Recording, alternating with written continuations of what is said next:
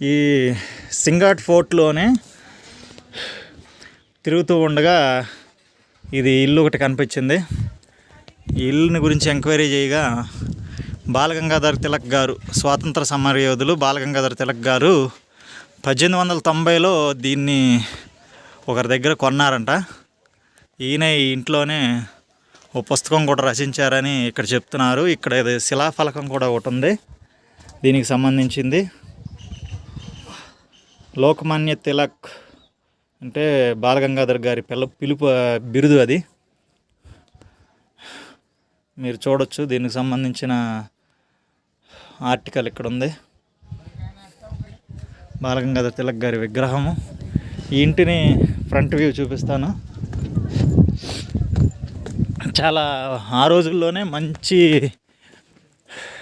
Architect అంటారు కదా, ఆ విధంగా నిర్మించారు. ఇది ఎంట్రీ గేటు. ఈ ఎంట్రీ గేట్కి తాళం వేసి ఉంది, బహుశా ఎవరు వెళ్ళకూడదని.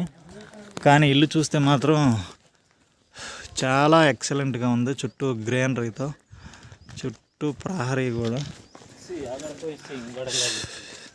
ఎక్సలెంట్గా ఉంది. అసలు అప్పట్లోనే ఇంత బాగా ఆర్కిటెక్ట్ చేసి కట్టారు ఈ ఇంటిని. చాలా బాగుంది. ఇక్కడ సింబల్స్ కూడా ఉన్నాయి.